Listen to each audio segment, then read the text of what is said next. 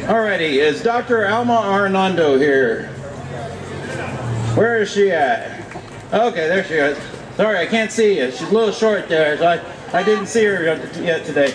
Dr. Alma Arredondo has given several speeches here at the Cenotaph, and it's absolutely amazing to hear. She gave one whenever we had our Remember the Alamo March around the Alamo, and it was just becoming dark, and she told you to close your eyes. You could hear the crickets chirping, and she kind of went into detail about the Mexican soldiers moving in and what the Alamo defenders felt.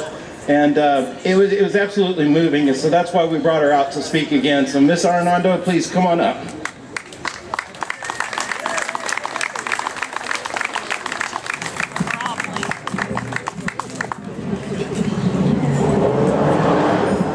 Good afternoon, muy buenas tardes, and thank you for having me here today. When Brandon called me last Saturday and asked me if I would come and speak, I was very honored. And to be honest with you, I was happy to take a break to speak to him because I was cleaning out my huge shed. Those of you that don't know, I'm selling my ranch, and I'll probably be moving out of the area, probably to Alpine, somewhere up there. But anyway, I did not lose the election, I just did not get elected. So anyway, this is an honor for me because the last empresario for Bexar County was General Joaquin Arredondo, and he was a very brutal ruler. And when they took the first battle and they defeated him and he went back to Mexico, Santa Ana was really pissed off that he would leave Bexar County unprotected. So when Santa Ana started heading this way,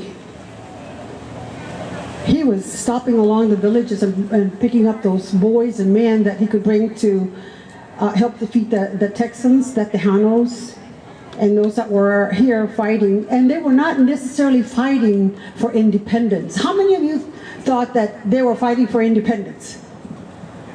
They were not fighting for independence. They were fighting to get the Mexican Constitution that had been taken away by Santa Ana. And he set up a centralist government, which is what I believe is what is happening here in San Antonio with Ron Nuremberg and Robert Trevino. As I stand here before you, and it's all of you that are here, and we stand here in this, what we call the spirit of sacrifice.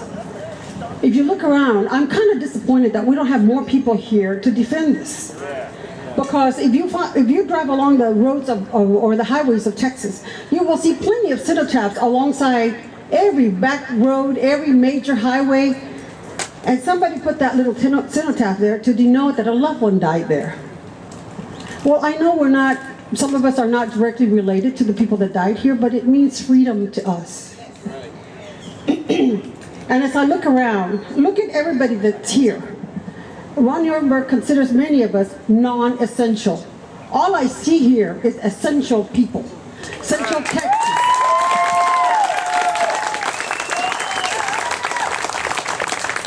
And I know that some of you know that I do artwork, and I do an excellent job. And actually, I have been commissioned to do the cover for a book. But I started drawing and sketching Ron Nuremberg in Santa Ana's uniform. I will have that ready, and I will give it to Brandon, and I'll bring it to you. It's awesome. I have it in the truck. I just forgot to bring it with me. But anyway, we must look at the sky above and not the mud below. As an eighth generation Texan whose borders crossed our land grant, I find myself honored to be here in defense of our history. The men who died never savored the victory of independence. Those defenders died because they believed in a cause, their constitution, and not a central government under Santa Ana, which is what we now have under this mayor here in San Antonio, is a central government. The common misconception that only Texans who rose to the occasion were settlers from the United States who wanted independence. There were many Tejanos who also rose to the occasion. And I'm a very avid history reader, and I write stories, and I'm in the process of writing a historical novel that takes place between San Antonio and Musquis, Mexico.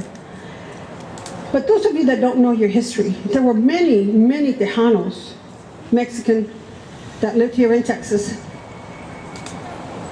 that lived out in say like Corpus, Rock Springs, Del Rio, and they came and fought in the first battle. But their families were being marauded by villains, the Native Americans, so they found themselves, they had to go back to keep their ranches. So when Santa Anna was marching north to fight the Tejanos and the Texians here, they got word that they needed them back here, and they were caught up behind Santa Anna's army. So when Santa Anna saw them, he thought that they were coming to join him to fight the Tejanos, Texians here at the Alma, or here in San Antonio. But no, they were coming to die. They were coming to fight with the Tejanos. They wanted a constitution too. So, in the middle of that night of March the 5th, a lot of them stuck back into the fortress. A lot of them died, and we don't have names, and they're unaccounted for. So I'm very proud of that.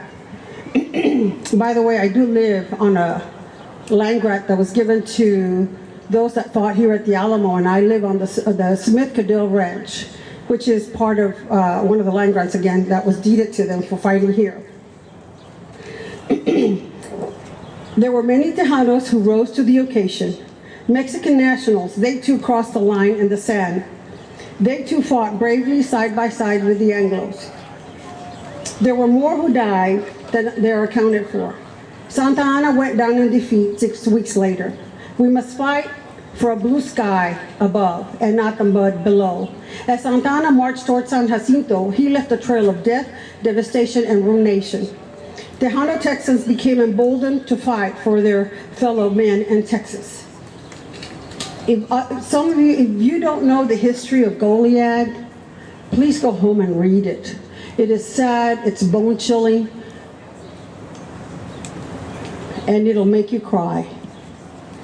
The defeat of Santa Anna and the brave men who gave up their lives for Texas have then been forgotten by many here in this area and all over the state of Texas. But we must never forget. We have to fight for the memory of those who died and for the future generations. As a Tejana, I value, as you here present, our history. We must be willing to sacrifice when called upon. The cenotaph is a reminder that we want blue skies above and not the mud below, like Nuremberg and George P. Bush want us to be buried under. I thank you so much for allowing me to be here before you. I was going to play the Degüello while I was reading my little speech, and I didn't do it. But I want to know how many, and this does not include the speakers. It's not for the speakers. I would like to know who came the furthest, who drove more than 8 hours. Anybody? Who's that? No, but you're a speaker. I know you probably drove more, but you're a speaker, right? Okay, I'm excluding speakers. Anybody drive more than 8 hours? I drove 7. 5 hours. 6. Okay, these people believe in what we're fighting for here. They believe in blue skies and not the mud below. I have a Bible for you. I just didn't bring it with me today. Just get in touch with me, give me your address, and I'll send you that Bible. It's a beautiful Bible. Now, I am doing, for everyone that's here, and I will do those for those that are here present, I will be doing free extractions for those of you that have a toothache. If you don't mind traveling to my office in Uvalde, Texas, I will be happy to help you, because this is what patriots do with other patriots when they are in need. And I know a lot of you are probably not working and have no income coming in. I'm here to help you in any way I can. But don't come to me and ask me to pull your tooth if you want an implant. That's not what I'm there for, okay? I love you all. God bless you, and take care.